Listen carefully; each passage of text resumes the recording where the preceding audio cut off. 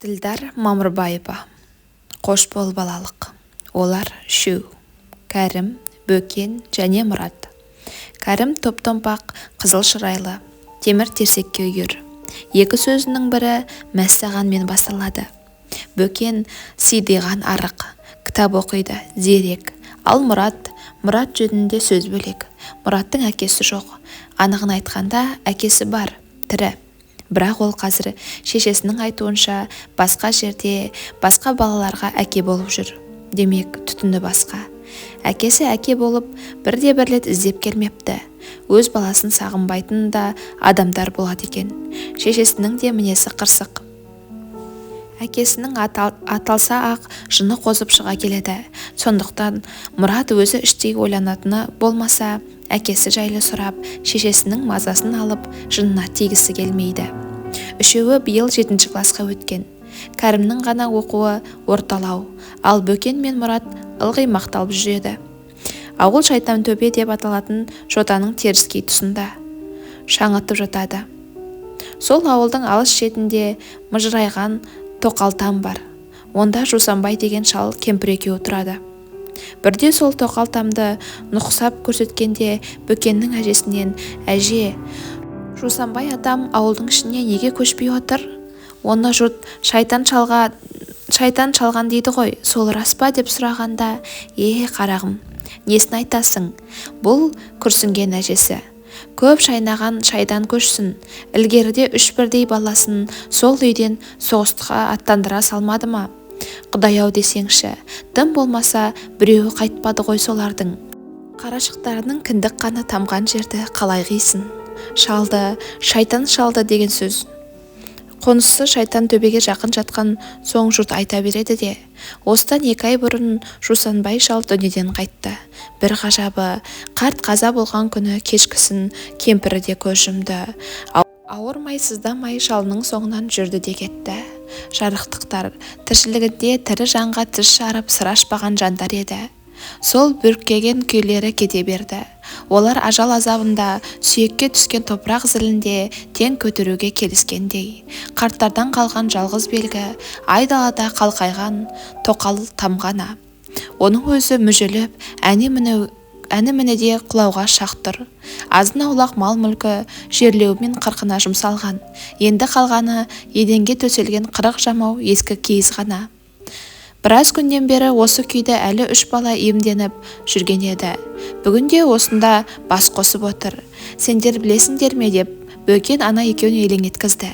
Осы үйге Ирек көшенің балалары көз салып жүрген көрінеді. «Кім айтты?»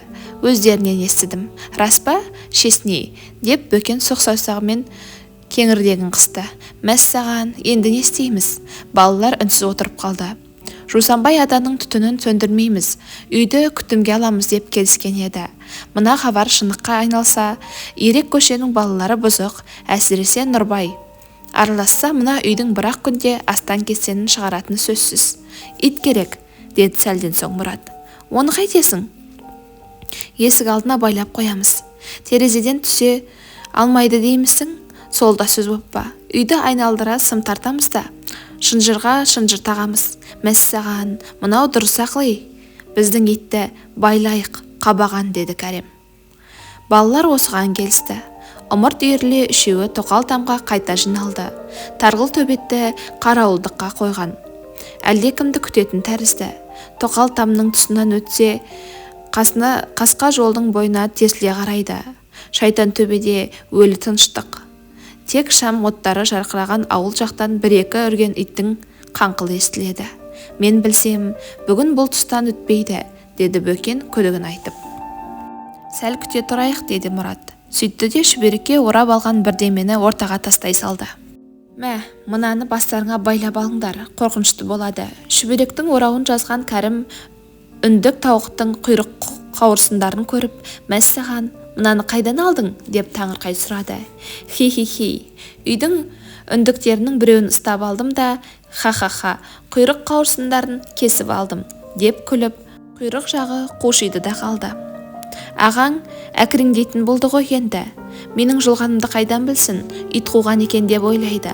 Шынында да мынау тамаша болды деп Кәрім басына қауырсындарды дөңгелендіре байлап жатып, енді шайтаннан айнымай қалатын болдық. Тұрдыбек дәл қазір келетін болса ғой, біз оған көрсетер едік. Адамды қалай қорқытып жәбірлеу керек екендігін, деп Бөкен де алақанын ысқылап қойды. Енді ешкімге қол көтермейтіндей етеміз, айтпа деймін. Кенет шайтан төбенің күнбатыс жағынан түн түнертіп айғыш-ұйғыш тігілген жарық көрінді.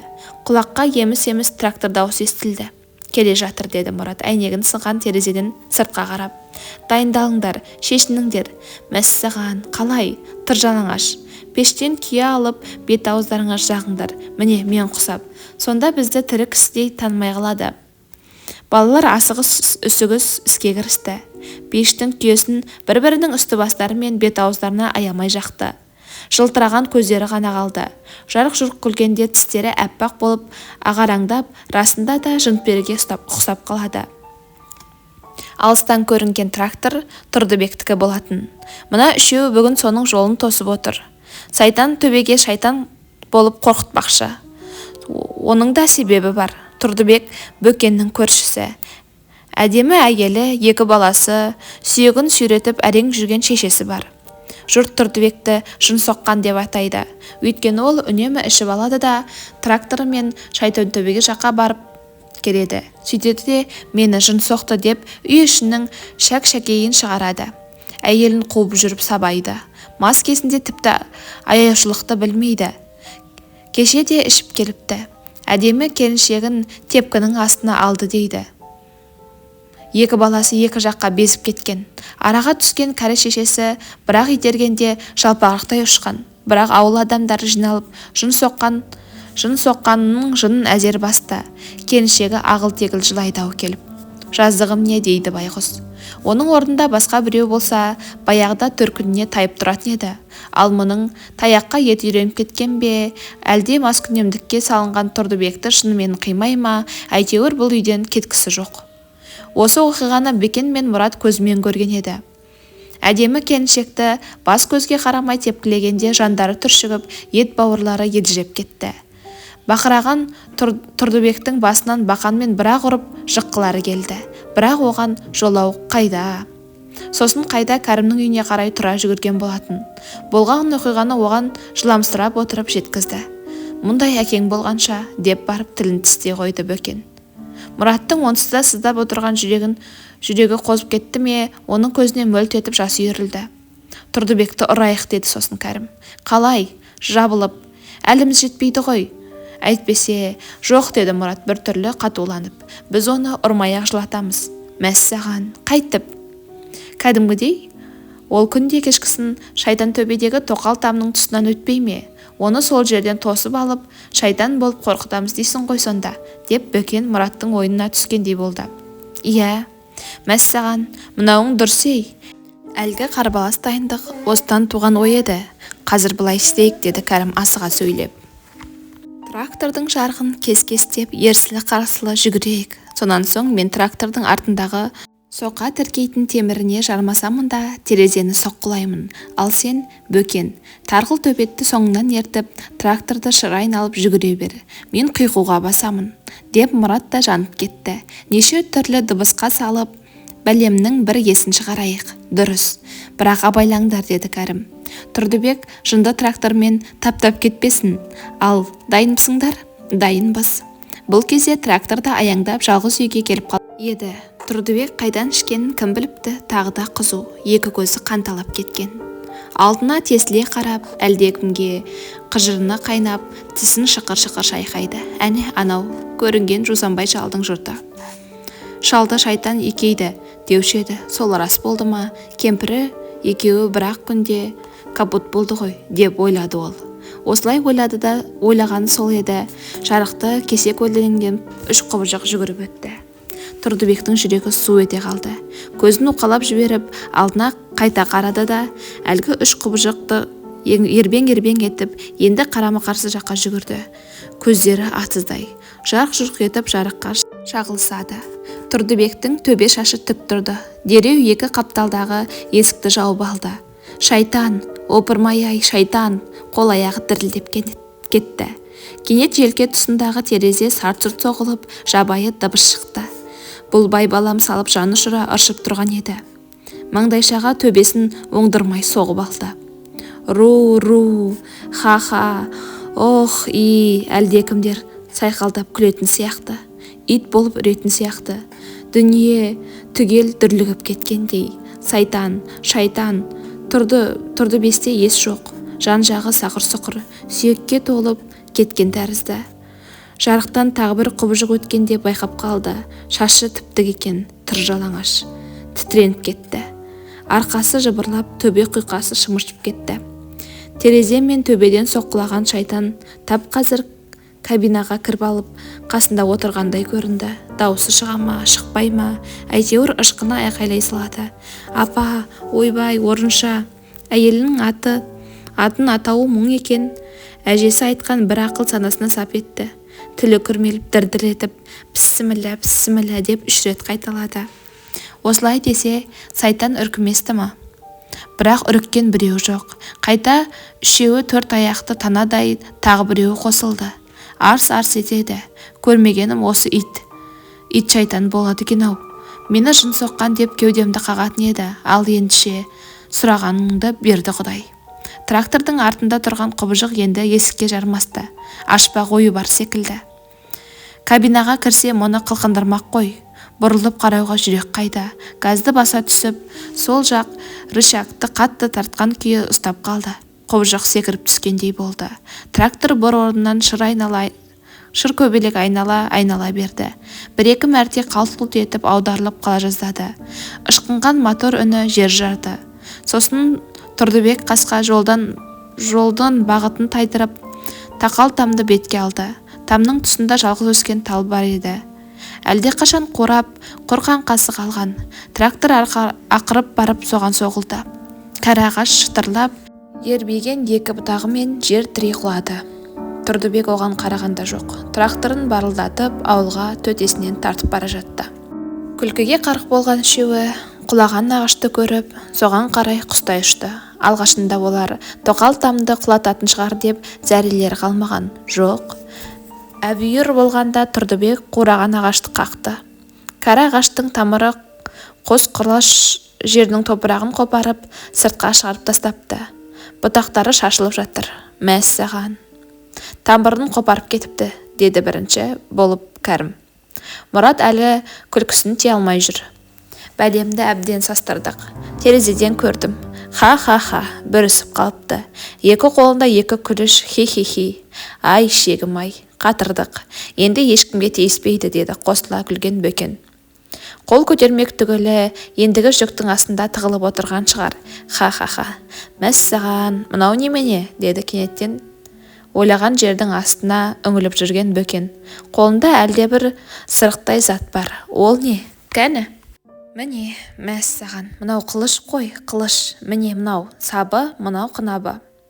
Мұрат пен Кәрім тұра ұмтылып Бөкеннің қолындағы затқа таласа қол созды. Шынында да қылыш екен. Зауыттан шыққан, ұзындығы 1 метрдей, бірақ қанша тартқанымен қынабынан шығара алмай қойды.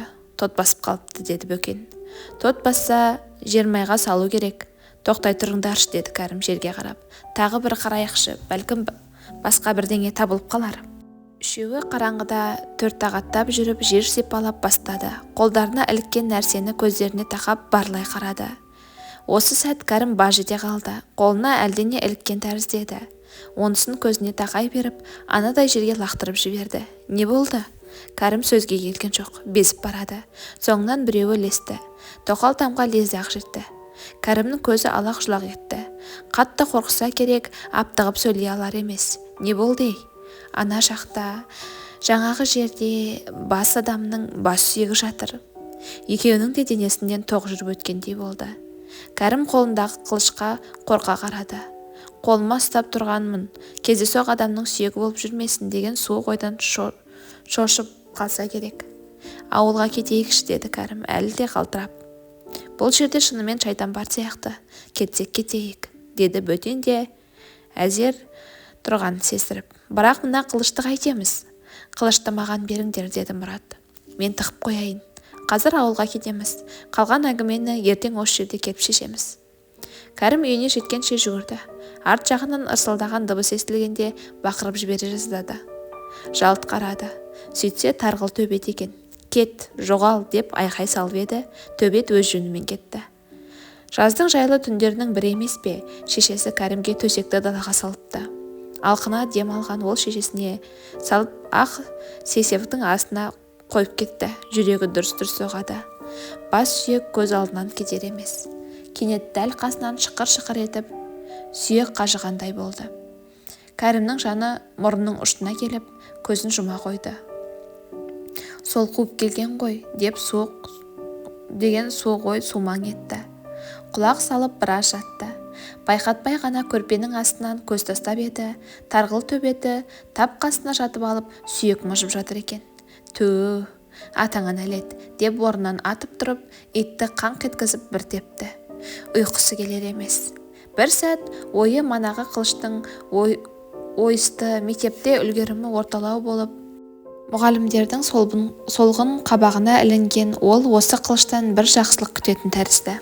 Шіркін, жаңағы қылыш қобланды секілді бір мықты батырдың қылышы болса, онда мұны бүкіл ауыл төбесіне көтерер еді-ау.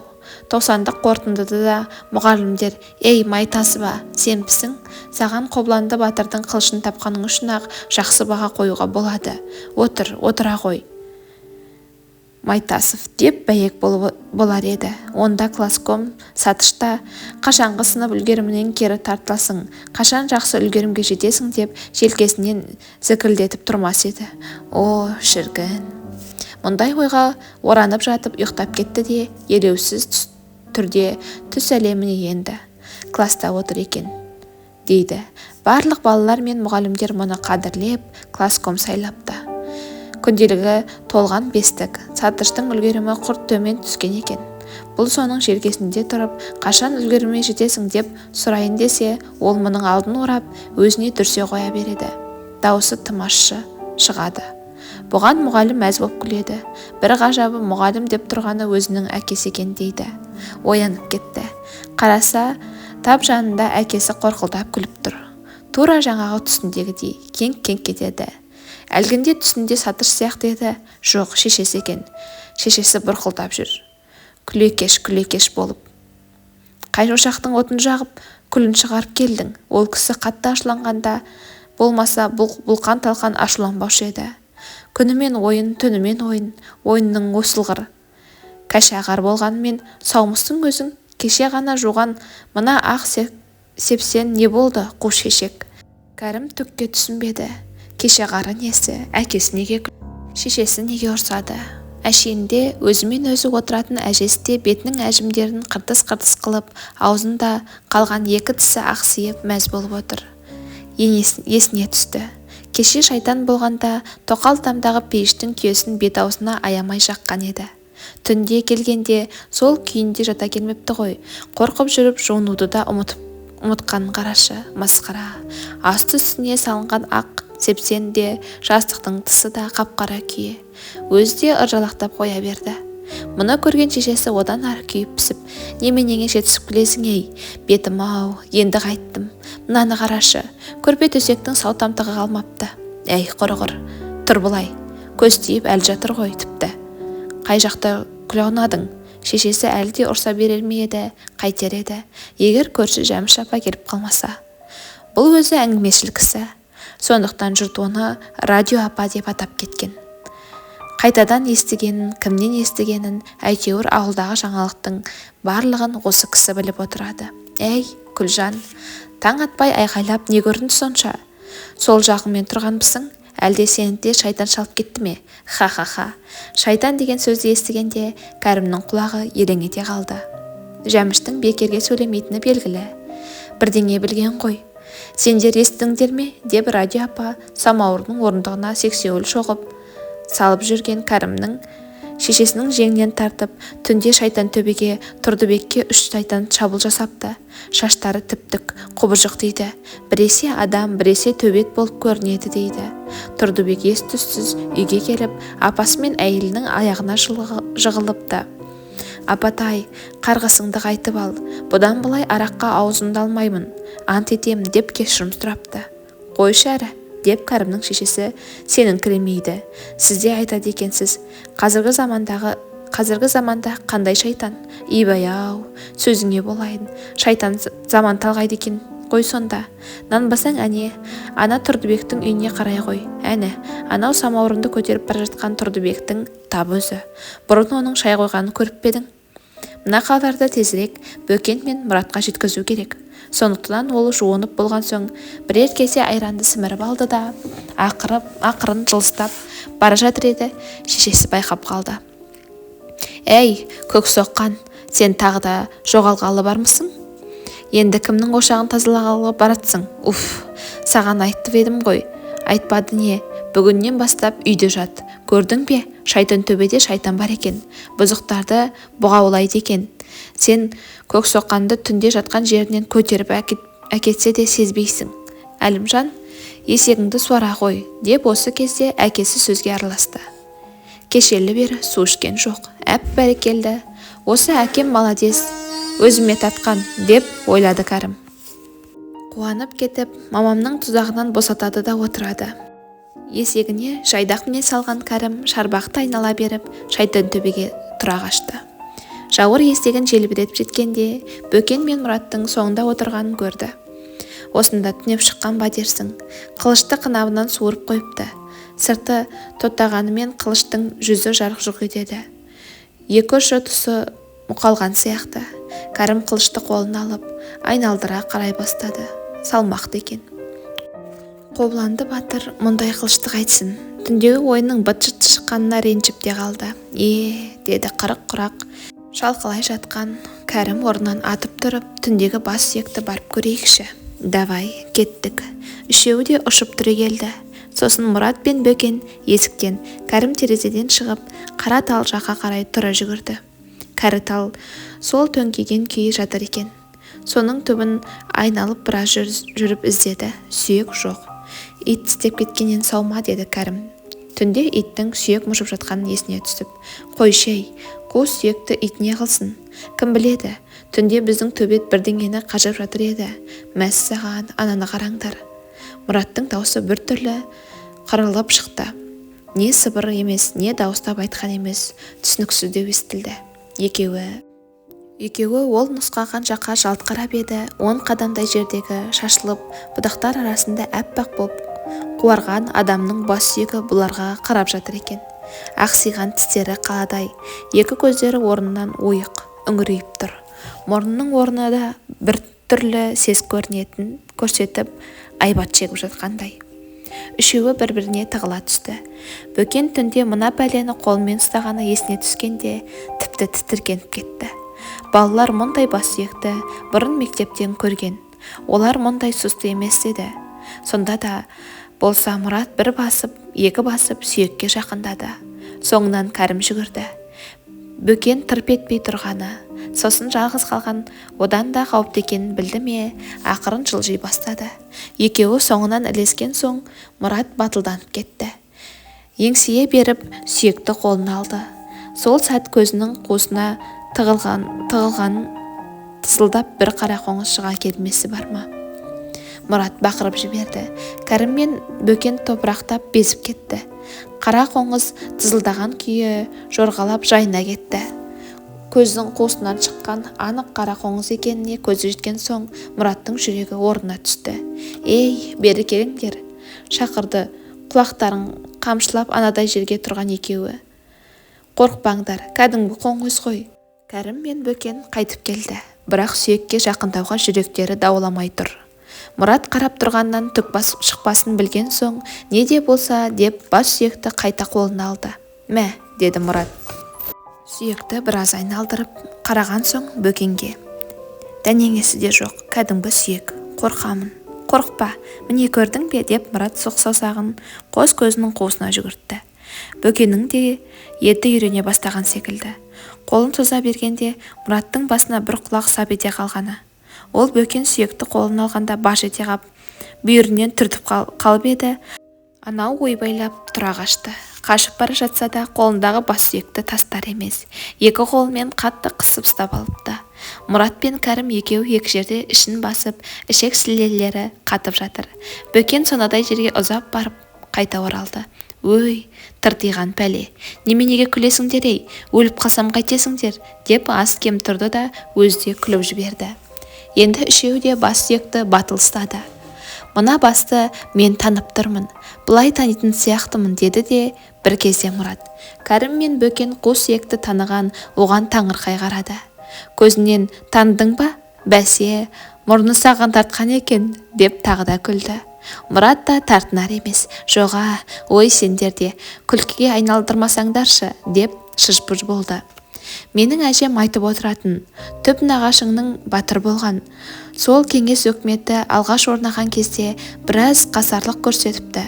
Жаңа өкіметті жан дүниесімен қабылдамаса керек. Содан бірде 3-4 жасар менің әжемді атпен алдына салып алып кетіп бара жатқан жерінен қызылдар атып өлтіріпті. Ол кезде ауыл бір жерде отырмай көшіп қонып жүреді екен. Қызылдардан қорыққан 3-4 ауыл адамдары түнделетіп келіп, атамның денесін жасырын жердің қойнына беріпті. Ал әжем мен кішкене ғана сәби болғандықтан нақ қай жерде жерленгенін білмей жүрмін дейтін. Мына бас менің сол бабамның басы сияқты. Өлләхи, қой, деді сосын Кәрім. Басты күлкіге айналдырмайық. Кім біліпті, мүмкін бұл қадірлі болған кісінің басы шығар. Бәлкім Мұраттың бабасының басы болуда. Мәләдес Кәрім, деді Мұрат масаттанып. Міне, мынау әділ сөз. Менің бабам батыр болған. Демек мынау батырдың басы. Ал батырдың басын ойынға айналдыруға болмайды. Мұрат тауып айтты. Білем. Ана екеуі бұл сөзге жығыла кетіпті. Енді не істеу керек? Мұраттың бабасының басын таптық деп бүкіл ауылдың аяғына түк тұрғызуға болмайды. Оған кім сене қояр дейсің? Ақыры үшеуі мынаған келісті. Ауылдағы молдаға барып айту керек. Осылай да осылай деп бас сүйекті тауып алдық. Содан кейін қалғанын көре жатармыз. Батыр бабаның басын ауылдағы ақсақалдар жаназасын оқып, көмген соң балалар олардың көзін алдап ауылға қарай жүгіре жөнелді. Үлкендер ұзай бере тоқал тамға қайтып оралды.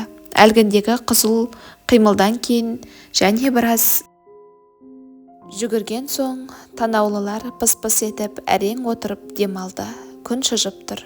Енді не істейміз, деді Мұрат. Егер келсеңдер, менде бір ұсыныс бар. Қандай? Қылышты Сәмен ағайға көрсетейік. Сол кісі бір жөнін табар. Сәмен ағай деп отырғаны мұғалім. Тарих пәнінен дәріс береді. Табылған ақыл, деді Кәрім қуанып кетіп. Сөйтті де тарих сабағы деген мұның миына қонбады. Осы жолы Сәмен ағайдың көзіне түссе, түндегі ой тағы да елең етіп өтті. Онда былай істейік, деді Мұрат бас салмақпен өзіне аударған соң. Қазір үйге барып түскі тамақ ішейік. Сүйектің қызығымен байқамаппын. Ішім үй толып, ішегіме түсіп, құрбақа ұя салып шұрылдап жатыр. Сәмен ағайдың үйіне түстен кейін барамыз.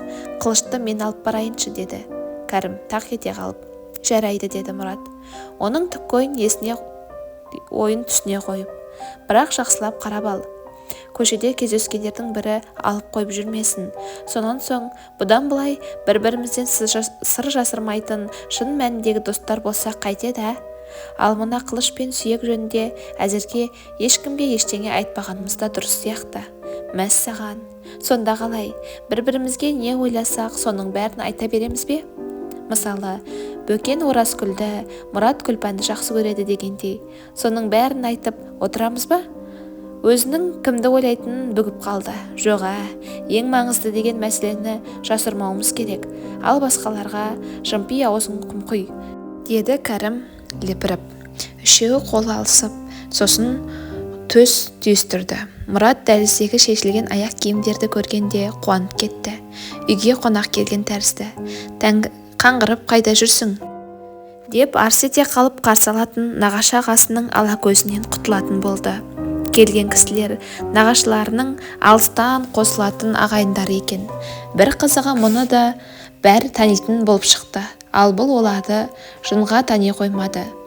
Шүріңкек көзді, селдіреген жез мұрты бар кісі сәл қызыңқырап алса керек. Әу, мынау Мұрат па? О, азамат бопты ғой өзі. Кәні, бері келші, бетіңнен сүйейін деп, мұны алдын алды да шөлпілдетіп сүйді кеп.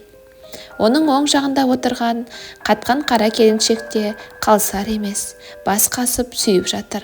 Оның да аузынан арақтың иісі мүңкіп тұр. Ішіп алған адамның әдеті ғой. Әйтпесе, қайбір емшегі үзіліп тұр дейсің деп ойлады бұл. Нағашы ағасы бұған алара қарады да шыға тұр дегендей белгі берді. Мұрат ысырып шығып кетті. Ағасының зәгбірінен шығады-ау. Бұрын қалай еді?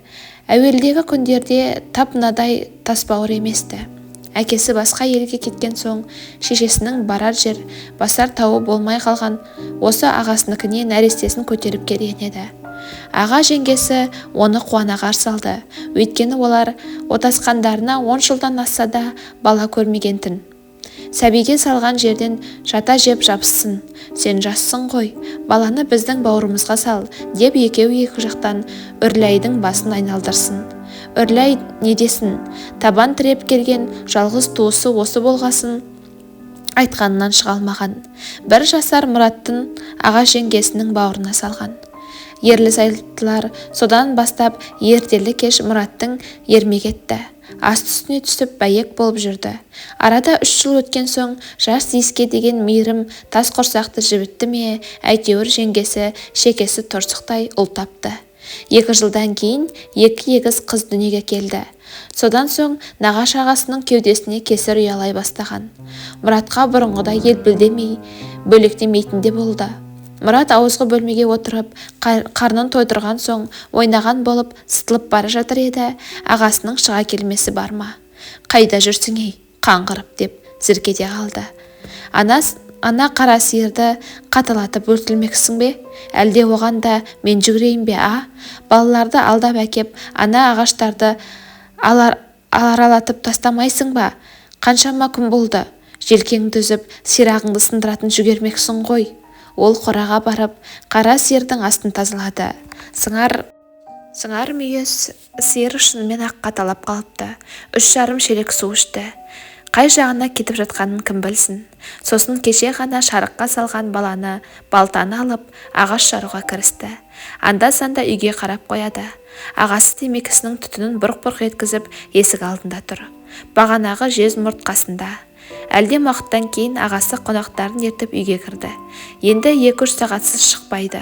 Соны пайдаланғысы келген Мұрат Сәмен ағайдың үйіне қарай тұра жүгірді. Бөкен мен Кәрім тағатсыздана күтіп отыр екен. Кәрім қылышты жаялық секілді шүберекке орап алыпты. Біреу-міреу жармаса кетсе, түрі тұрып айрылмастай қатты қысып ұстап алған.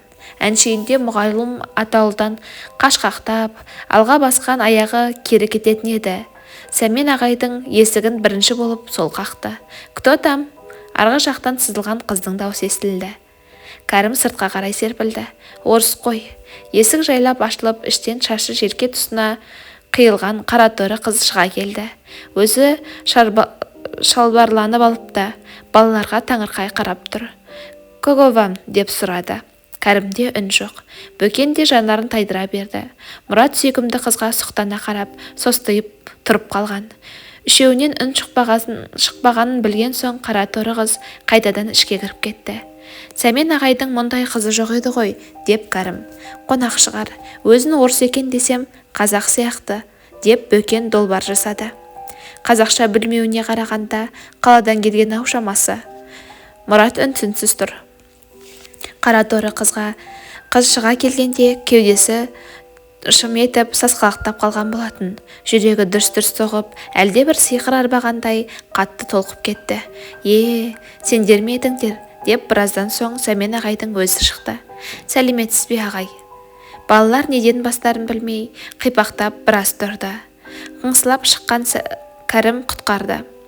Мынаны алып келіп едік деді, қолындағы ораулы қылышты көрсетіп. Сізбен ақылдассақ деп. Бұл немене? Деп Сәмен ағай ораулы затты қолына алды. Қылыш деп таңқ ете қалды Кәрім. Қылыш? Не қылған қылыш? Кәдімгі қылыш деді Кәрім даусын сәл көтере түсіп. Тауып алдық. Ағай қылыштың орауын жазып айналдыра қарай бастады. Қынамнан суырып алып, «Охо, мынау шынында да қылыш қой ей», деді. Қайран қалғанын жасыра алмай тұр. «Қайдан таптың дейсіңдер?» «Шайтан төбеден», деді Бөкен мен Мұрат қосарланып. «Шайтан төбеден?» «Иә, жусанбай адамның жұрты бар еді ғой». «Тұра тұр», деп Сәмен аптыққан Бөкеннің сөзін бөліп жіберді. Сосын ішке қарап, Айнұр, бері келші», деп дауыстады. Үйден манағы қыз шықты. Ағай оған қылышты көрсетті. Орысшалап сөйлеп жатыр. Қыз да қылышты қолына алып таңырқап, «Да, молодцы», деп қиғаш қасын сәл кере түсіп. Сол сәт Мұратқа жалт етіп қарап еді, екеуінің көздері түйісе кетті. Бұрын-соңды мұндай мөлдір көзді кім көрген? Кластағы ең сұлу деген Панзаның көздері мынаның қасында әдірем қалады. Тіпті жәудіреп тұр. Мұрат асып-сасып, жанарын тез тайдырып әкетті. Манағы ма, жүрегі атша тулап қоя берді. «Балалар, сендер ағай есік алдындағы сәкеге жайғаса беріп, сендер асықпай, бәрін басынан баяндаңдаршы. Қайдан, қалай таптыңдар?» дегендей. «Келіңдер, мына жерге отырыңдар, ал қайсың айтасың?» Үшеуі бір-біріне қарады. Мұрат қып-қызыл болып, қара терге малшынып тұр. Бір түрлі біреуден қысылып тұрған сияқты. Бөкен тамағы кенеп, деп бастағанша Кәрім бастырмалата жөнелді. «Шайтан төбеге жақта Жусанбай атамның жұрты бар еді ғой», деп бастады да болған оқиғаны тәлпіштеп тұрып айтып берді. Сабақ айтқанда да өстіп зырылдаса ғой, бесіктен көз ашпас еді. Бірақ ол Тұрдыбекті өздерінің шайтан болып қорқытқанын, қара талды соның тракторы құлатып кеткенін жасырып қалды. Себебі құпия ғой. Қулыққа салынып, ойнап жүріп тауып алдық деп құтылып кетті. Мұрат көзінің қиығымен бағып тұр. «Ағай, Айнұр» деп атаған қыз Кәрімнің аузына қарап қалыпты. Табылған қылыштың хикаясы қызықтырып-ақ тұрса керек.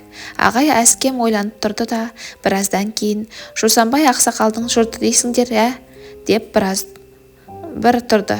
«Так, Жусанбай, Жусекең, тұра тұр. Анық сол тұс па?» «Иә», деп қалды да, Кәрім бірдемені бүлдіріп алдым ба дегендей Мұрат пен Бөкенге кезек-кезек қарады. «Дұрыс, мен бала күнімде бір әңгіме естіп ем. Сол расқа айналсан етті», деп ағай әлде бір оқиғаны есіне түсіргісі келді. «Өздерің сүйекті ұстап көрдіңдер ме?» деп аздан соң. «Ешқандай дағы жоқ бекен?»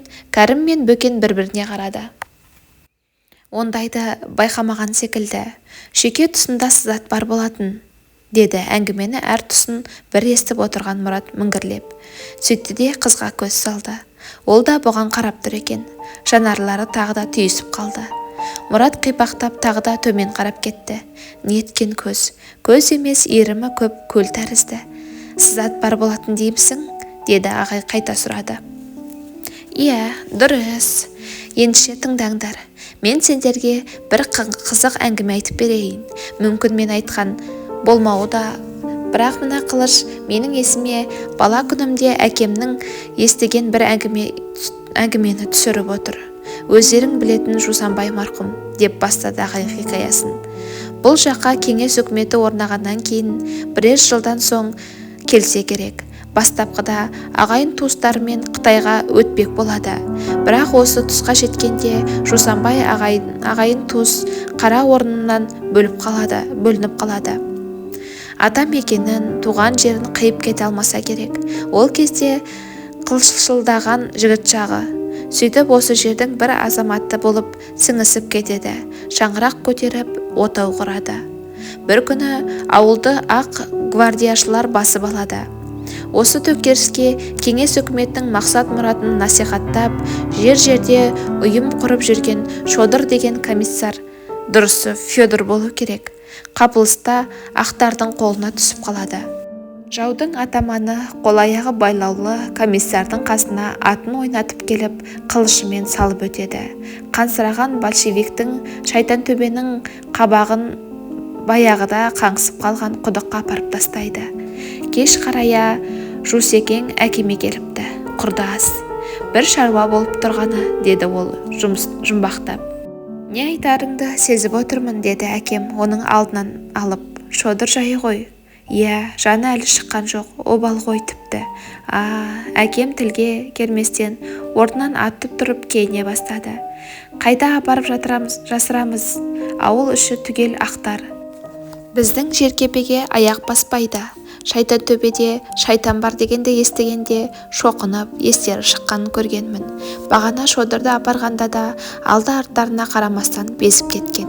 Сөйтіп екеуі шайтан төбедегі құдыққа шала жансар болып жатқан комиссарды шығарып алып Жусанбайдың жеркепесіне алып келеді. Тая тисе де қылыштың жүзі шүйдені жарып кетсе керек. Шодыр ес-түссіз 2-3 күн жатады. Қан көп кеткендіктен түрі бозарып тілге келмей қайтыс болды. Құрдас дейді Жусекең 3-ші күні әкеме келіп. Шодыр дүниеден қайтты, жақсы жігіт еді. Жас кетті. Басына белгі ретінде қара талдың көшетін отырғыздым. Аумалы төкпелі заман ғой, кім білген. Мен анау боп кетсем, көз қырыңды салып жүрерсің. Ағай үнсіз қалды. Балалар да үйіп тыңдады. Боркемік Мұраттың көзіне мөлт етіп жас үйірілді. Қалай ойлайсыңдар, мынау сол комиссердің қылышы емес пе? Деді ағай үнсіздікті бұзып. Солай шығар, деді Кәрім еміне түсіп. Қобыландының болмаса да революционердің қылышы болып шыққанына қуанып ақ қалған. Сендердің айтқан жалғыз түп қарағаштарыңның да сүйектігі сызат та ең ақыры мына қылыш та осы оқиғаға дәл келетін сияқты. Мен де солай ойлаймын, деді Мұрат қыз жаққа жасқана қарап қойып. Бұл қылыш Шодыр комиссардікі. Себебі Жусанбай атам комиссарды қылышпен бірге көмуі мүмкін ғой.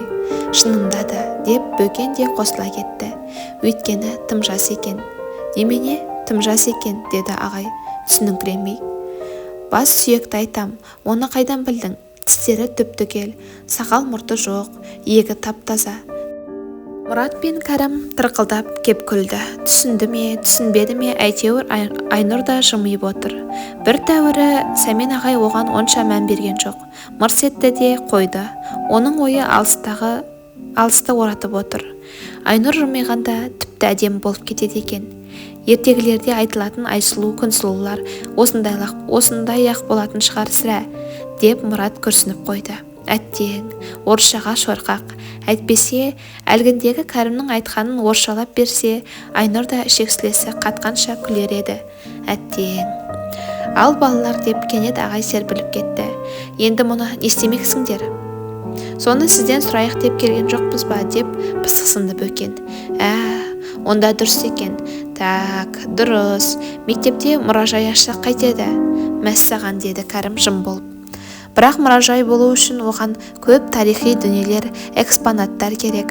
Ондай заттар біздің ауылдан табыла қояр ма екен? Табылады ғой, деді Бөкен желпініп. Табамыз. Табылуын табылсын делік. Алайда сол табылған заттардың тарихи мәні, маңызы болу керек қой.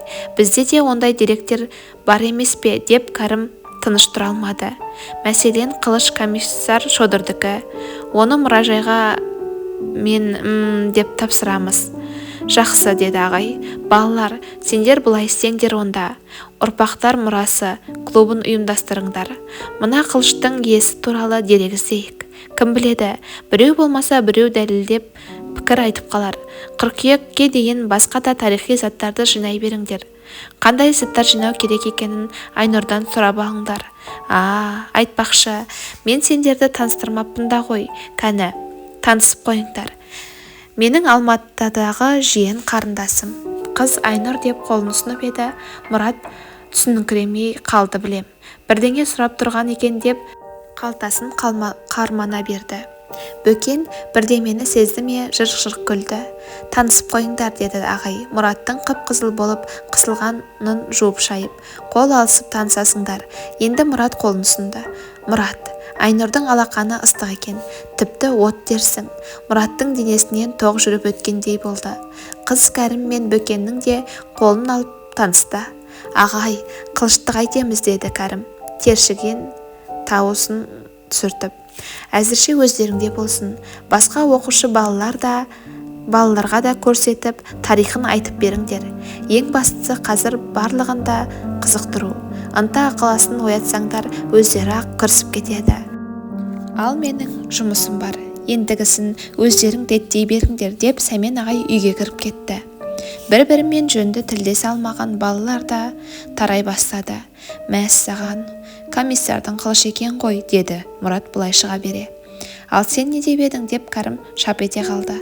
Бас сүйекті, менің бабамның басы, менің батыр бабамның басы деп зар-зар еткенің қайда? Пәлені тіліңнен тапқан Мұрат тақырыпты тез арада басқаға бұрып жіберуге асықты. Қылышты сен тықып қой деді. Енді ертең жолығамыз Тоқалтамда. Мен үйге кеттім. Ертеңінде Мұрат Тоқалтамға бара алмады. Ағасы терпеткізбеді. Кешегі қонақтар көрші ауылға қыдырыстап кетіпті. Темекісінің түтінін бұрқ-бұрқ еткізген ағасы қасына кетпей жүріп түске дейін қара жұмысқа салды да. Ми қайнатардай аптап ыстықта бұрш-бұрш терлеп көң ойды. Қалған қиды бір жерге үйіп, үстіне су құйып, аяғымен езуге кіріскен. Үсті басы көң сасиды.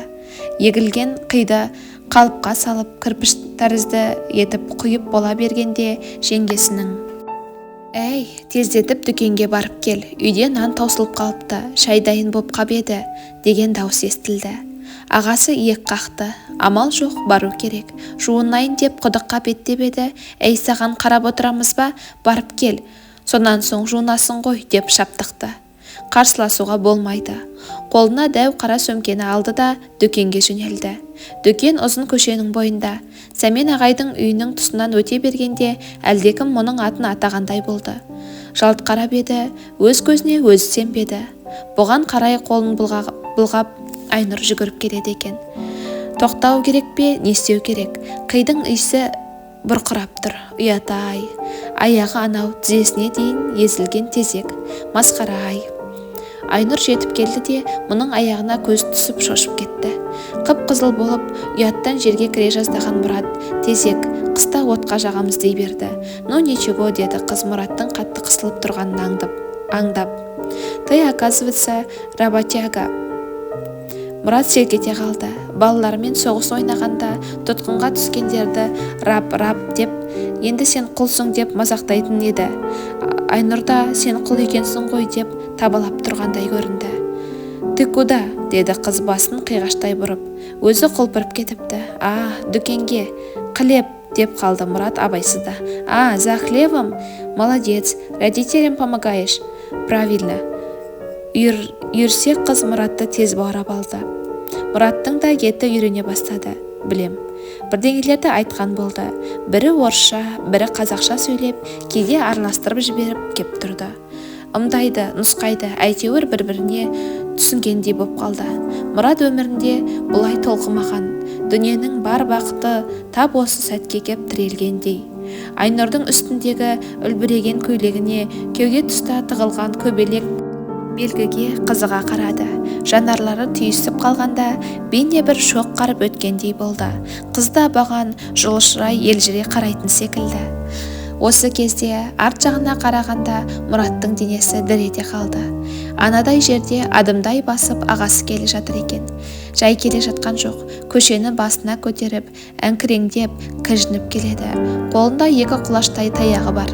«Әй, жұмсаған жерге 10 жыл жүресің бе, Мына тұрған дүкенге сен емес, мен 20 барып келетін, 20 барып қайтатын уақытым болды ғой. Сирағыңды сындырайын ба осы?» Мұрат қатты састы. Қызды тастай қашқаны ыңғайсыз. Оның көзінше таяқ жегені тағы өлім. Не істеу керек? «Кто это?» деді Айнұр таңырқап. Ағам ғой. «Ну ладно, иди», деді қыз бұрылып жүре берді. Ағасы ақырып келеді. «Шайды алдымызға алып әлі отырмыз. Әлі жоқ». Қыз шылын мұның. Мұрныңның боғын сүрте алмай жүріп, тұрған жеріңде тіл тартқызбай қатыра салайын ба деп қолындағы таяғын сілтеп қалды. Абырой болғанда Мұрат бұға қойып еді, басынан асып түскен таяқ Айнұрға тиіп кете жаздады. Оған қарауға бет жоқ. Мұрат үйге қарай құлдырап қаша жөнелді. Алдыңнан шаптығып шыққан жеңгесіне де қараған жоқ. Үйге қойды да кетті. Түскі үзіліске шешесі келіпті. «Не болды, Мұратжан, не болды?» деп, ол соның соңынан қоса енген. Төрдегі кереуетке етпеттей құлаған Мұрат солқ-солқ етіп, өксіп-өксіп еңіреп жатыр. Бұрқ-бұрқ етіп ағасы жетті. Немене, шау жапқандай сонша айғайлап, есі кірген баланы көшеден қуып келгенің қайсасқаның деп, шешесі оның алдын кес-кестей берді. Араша түс. Баланы асырап, бағып-қағып отырған сен қой. Араша түс.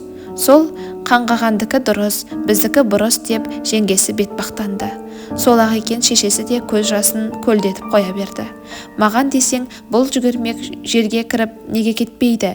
Кетті ғой әне, әкесі жоғалып ақ. Қу шешек, сенен көрдім-ау, қу шешек. Әкесі тілге тиек еткенде Мұрат одан бетер егілді. Дәл қазір қамқоршысы әкесі жоқ екені қабырғасына қатты батып жатыр. Оның әкесін мен қуып жіберіппін бе? Өзіңнен көр, он есей деп жеңгесі долданып қояр емес. Бұрын бетін аша алмай, іші қыж-қыж қайнап жүр екен, тас жарылып ашылып кетті. Мұрат көп жылады, солқ-солқ етіп өксігенде бүйрегі беріп демала алмай қалды. Көмейіне томықтай түйнек кептеліп қалғандай. Бір-екі рет жеңгесі келіп, әй жүгірмек, аяғыңды күс-күс қылмай тұр бұлай. Әкеңнің үйінде жатырмысың? Үйдің ішін қисастып жібердің. Шал жиып жатысын көрдің бе деп жұлқылап кеткен. Мұрат тұра қоймады. Сол жатқаннан кешке дейін тырп етпеді. Теріс қарап жатты да қойды. Ойы он саққа жүгірді. Қос қолын төбесіне қойып, қаңғырып кетсем екен. Бірақ қаңғырғанда қайда барады? Шайтан төбеден әрі ұзап шықпаған бала. Шешесін кімге тастайды? Ол жалғыз қалса, мыналар түтіп жейді ғой. Әкесі жайлы ойлады. Тіпті сағынғанда сияқты. Оның кім екенін, түр-түсінің қандай екенін де білмейді. Әйтеуір көз алдына елестетуге тырысады. Көлбеңдеп бір бейне келеді де бұлыңғырланып алыстай береді. Сен кімсің, әке? Деп ойлады бұл. Адамбысың әлде айуанбысың? Бір уақ келіп, балаңның мына түрін, жәбір көрген мына сиқын неге көрмейсің? Осыншама тас бауыр, тас жүрек болар ма едің? Мейлі, кім болсаң да келші әкетай, алып кетші мені. Сені сағындым. Мені қойшы, шешеме обал болды ғой. Жусанбай қарт жерлеген комиссар туралы ойлады. Жаңа өмір үшін, өзгерлер үшін жанын құрбан еткен. Ал сен менің әкем, өз балаңнан безініп жүрсің. Кеш қарая шешесі келді. Қайда барып солып келгенін кім білсін? Екі көзі бұлаулай болып ісіп кетіпті. Мұраттың қасында қипақтады да жүрді. Бірдеме айтқысы келеді, бірақ айта алмайды. Бір рет даусы дірілдеп, Мұратжан, тамағыңды ішсеңші деді. Мұның қозғалмасын білген соң егіле жылап, құшағына алып, қасына жата кетті. Менікі де дұрыс емес қой деп ойлады Мұрат. Шешесіне болысып, жаман ат келтірмеу жағын қарастырудың орнына ойын қуып, қайран мамам. Шашыңда ағарып барады, не ойлап жүр екенсің? Сен де әкемді ойлайсың ба? Сірә сөйтетін боларсың. Ерте тұрған Мұрат қызарып кеткен көзін уқалап сыртқа шықты да қолына айыр алып мал жайғаруға кірісті. Аға жеңгесі даладағы сәкіде пырылдап ұйықтап жатыр. Тоқал тамға бұл күні де, келесі күні де барған жоқ. Шыдамдары таусылды білем. Үшінші күні Кәрім мен Бөкеннің өздері келді. Мұрат аула сындырып жүрген болатын. Ауылдың хабары жыдама.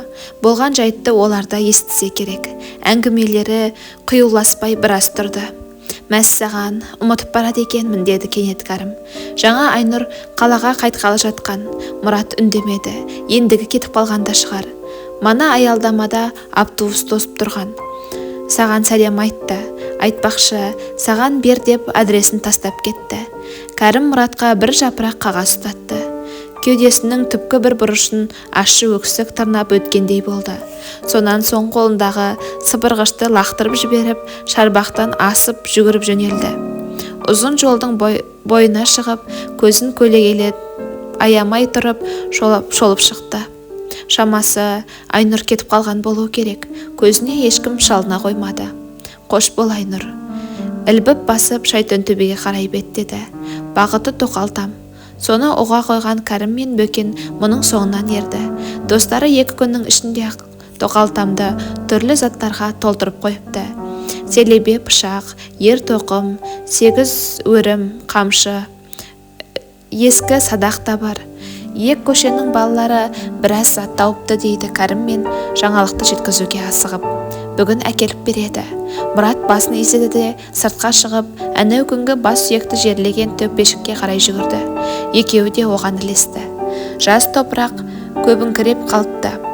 Сұрқай тартып жатыр. Мұрат қолына бір уысақ топырақ алды. Алақанына салып, майдалап уатты да қабіріне қайта барды. Бұл менің атамның зираты болсыншы, деді сосын жыламсырап. Менің атамның зираты болсыншы. Ана екеуіңнің де көздеріне мөлтілдеп жас келді.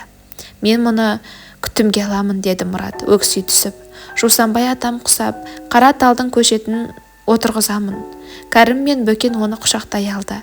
Жыламашы, деді Бөкен. Сенің атаңның зираты, деді Кәрім.